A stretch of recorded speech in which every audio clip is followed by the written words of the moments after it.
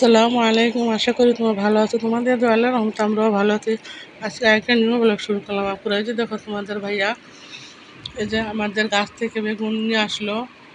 এই যে মরিচ এগুলো সব আপুরা আমাদের গাছের এই যে মুম্বাই মরিচ, কারণ আমাদের নতুন বাড়ির ছাদে গাছ লাগানো হয়েছে, তারপরে এখান থেকে এগুলো নিয়ে আসলো।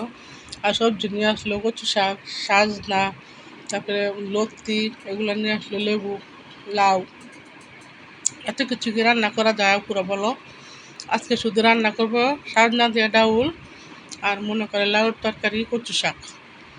তাহলে আপু তরকারিগুলো কুটে নেই এখন, কারণ আমার হেপিন হেন আজকে আসে নাই, বলে গেছে কালকে আসবে না। এই কারণে আমি একটু কুটে নিই আস্তে ধীরে। প্রথমে কচু শাকগুলো কেটে নিলাম আপুরা, এখন সাজনাগুলো কাটা হইতেছে, কারণ লত্তি টত্তিগুলো সব রয়ে গেছে আপুরা, কালকে আমার হেপিন হ্যান কাটা হবে। তাহলে আপুরা যে তরকারি সবজিগুলো বসাই দিব এখন, সুন্দর করে ধুয়ে নিছি। এর পাশে ডাউল সাজনা দিয়ে,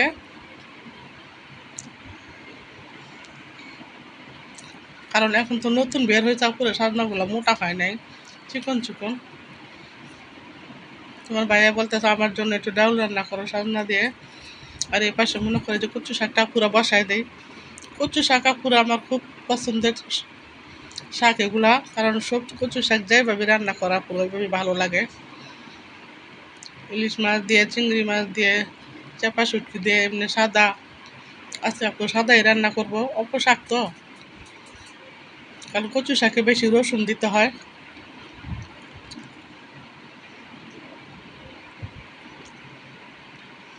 তাহলে আপু দেখতে থাকো, আমার পাশেই থাকো। দেখতে দেখতে যদি ভালো লাগে একটা লাইক, একটা সাবস্ক্রাইব করে দিবা, পুরো আমার পাশে থাকবা।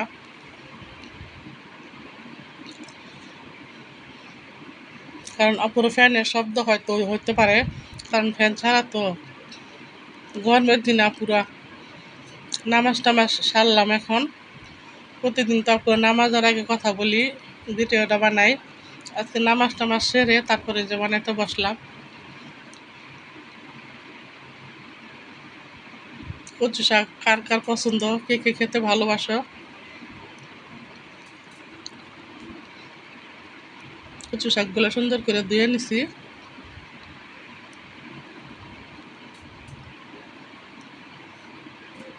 কারণ রোজা মাসের দিন আপুরা তেমন এত বেশি কিছু রান্না করলে আপুরা সবই রয়ে যায়, এই কারণে অল্প অল্প করে রান্না করি। একবার ভাত খাওয়া হয় ইফতারির টাইমে, যে যে বুট মুড়ি খাওয়া হয় এগুলাই, আর এই যে সেহরির টাইমে ভাত খাওয়া হয়।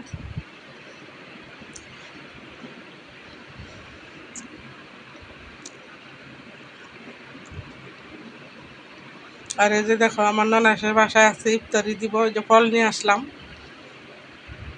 এত কিছু তারপরে খুলে দেখাইলাম না, এইভাবে তোমাদের সাথে একটু শেয়ার করলাম, কারণ ঘরে নেওয়া হয় না, নিচের দিয়ে নিয়ে যাবো, তারপরে এই জন্য ঘরে নেওয়া হয় নাই, যে রাখা হয়েছে।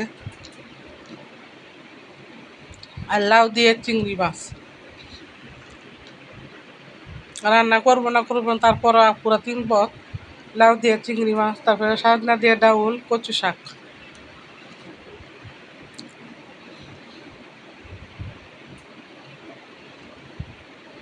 চিংড়ি মাছগুলো আপনার খোসা ফেলে দিছি, যখন পেঁয়াজ মরিচের সাথে ভেজে নিব।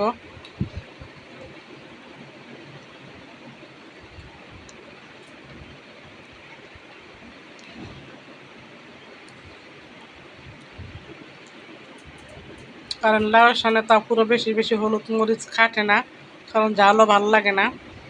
লাউয়ের তরকারির মধ্যে অল্প অল্প হলুদ মরিচ দিতে হয়।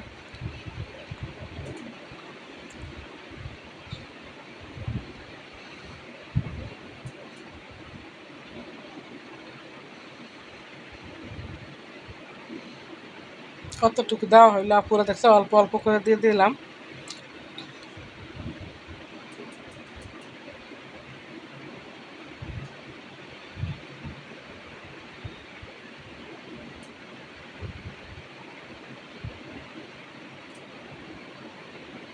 অল্প করে একটু আদা দিয়ে দিলাম।